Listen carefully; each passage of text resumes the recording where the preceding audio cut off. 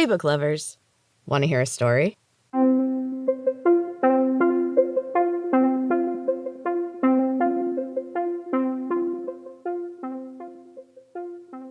Welcome back to Storytime with M. Thank you so much for joining me.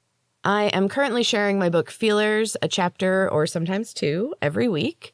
And this week is chapter 14. So please enjoy.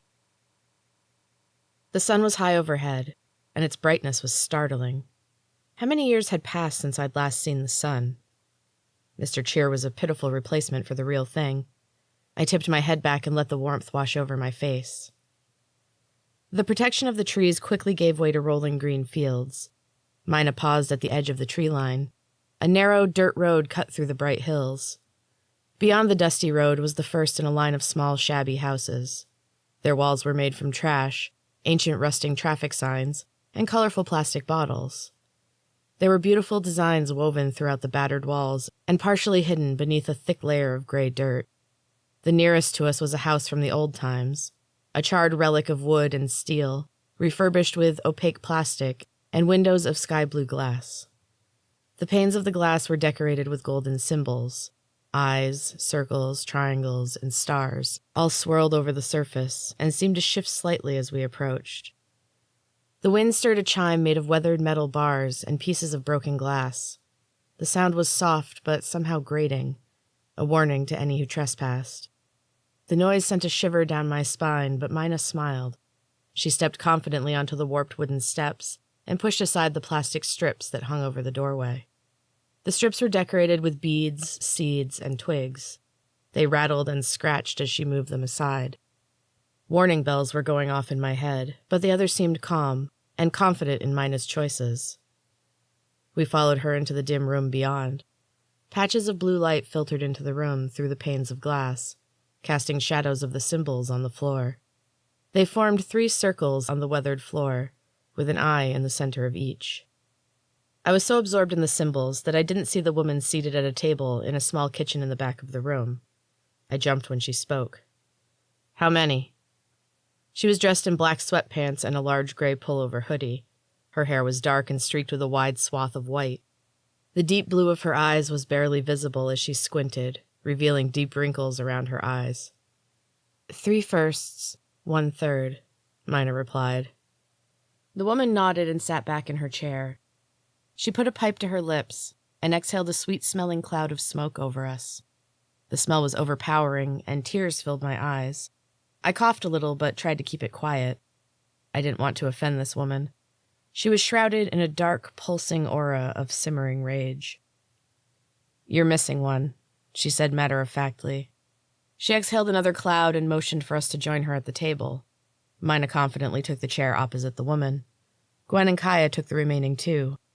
I stood awkwardly near the table between Mina and Kaya. The woman looked at me for a long moment. She took a draw off her pipe and loudly exhaled the smoke into my face. A violent coughing fit doubled me over, and the woman laughed. She rose from her seat and gestured for me to sit. "Sit, relax. You're safe here." I looked at Mina while trying to stifle the last of my coughing fit. She nodded and smiled. I moved cautiously to the empty chair. The woman slammed a bottle down on the cracked tabletop. The bottle was blue glass and shaped like an ornate dragon with ruby eyes. She placed a small cup in front of each of us. "Drink up, girls. This will heal what ails you. Then sleep. It's easier to move at night." The liquid she poured into our cups was a deep golden color and warmed from the inside. My stomach gurgled unpleasantly. The woman moved around the room, lighting candles and bringing more light to the dingy surroundings. She drew a patched purple curtain between the kitchen and the front of the house, leaving the kitchen bathed in a soft light.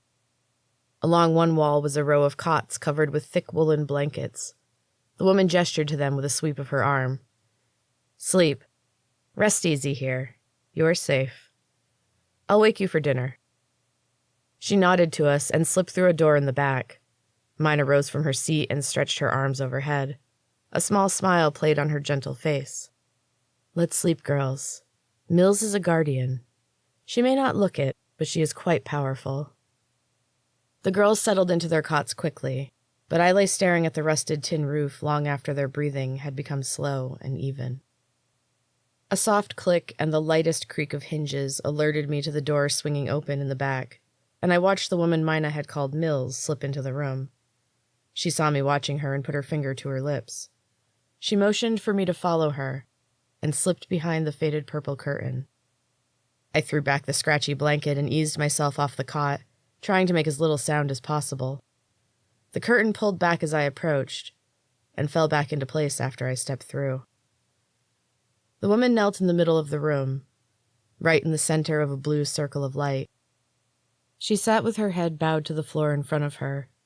Her hands rested on either side of a long silver knife. My heart started pounding at the sight of it. The cool blue light made the blade look deadly and sharp. She raised her head and looked at me with an unmasked annoyance. "What's the matter, princess? Can't sleep? You'll regret that down the line." As she spoke, she rose smoothly to her feet.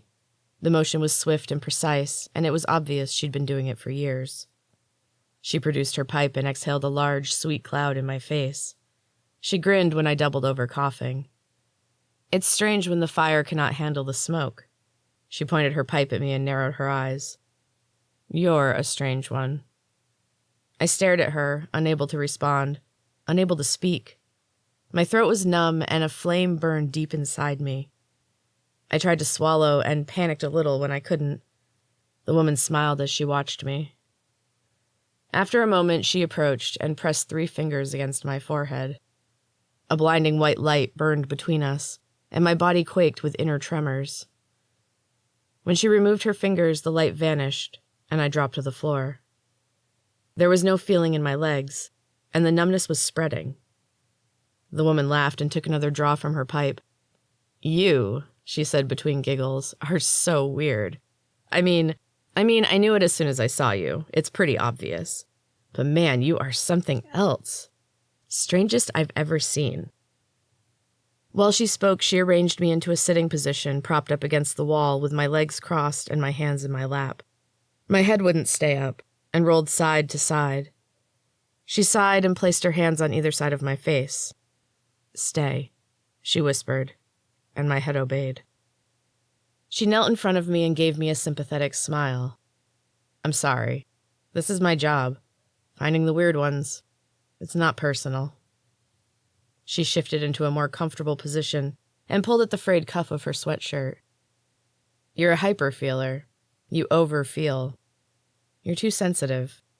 She shook her head sadly. "You have too much power. More than anyone I've seen, and I've been doing this for decades." She sighed. "That's unfortunate for you." She stood up and paced the room nervously. I couldn't turn my head. I couldn't feel my body at all, but the flame inside me was growing stronger. I could feel her fear. I could feel the pressure of the suppressed rage inside her. Something seemed to shift, and her expression became ferocious. She rushed across the room and put her face close to mine. Her eyes had darkened to midnight blue pits, and the anger radiating off her was oppressive. Every alarm was going off in my head, but there was nothing I could do.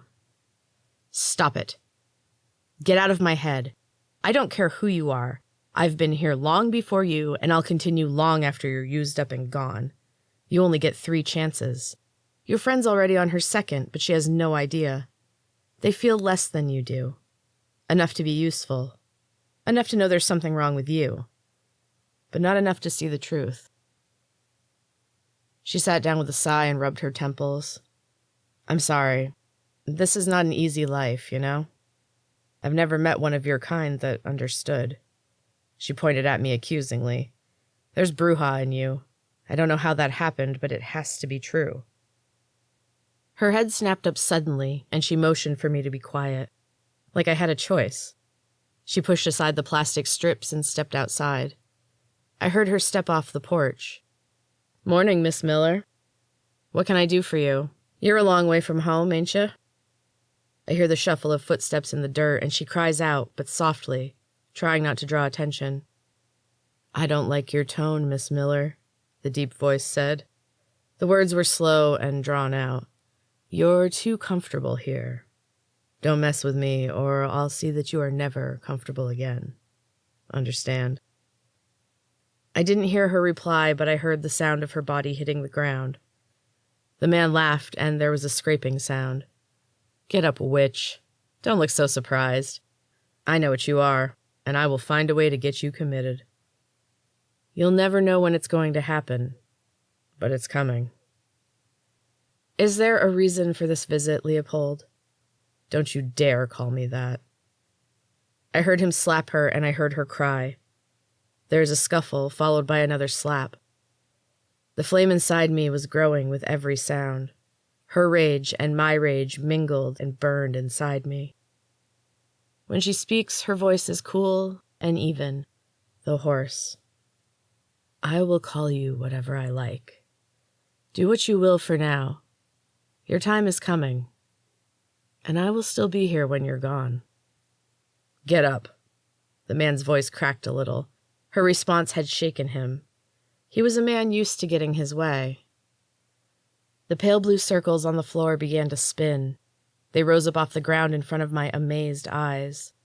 The shadow symbols turned gold and glowing. The fire inside me burned, and I saw red. The light blocked my vision, burning brighter and hotter until I felt like I would be consumed and turned to ash. Then everything went dark. And that is the end of chapter 14, book lovers. I hope you're still enjoying Feelers. If you would like to read ahead, there is a link to purchase the ebook or the paperback in the show description. And I will be back next week with the next chapter of Feelers. Until next time, keep reading.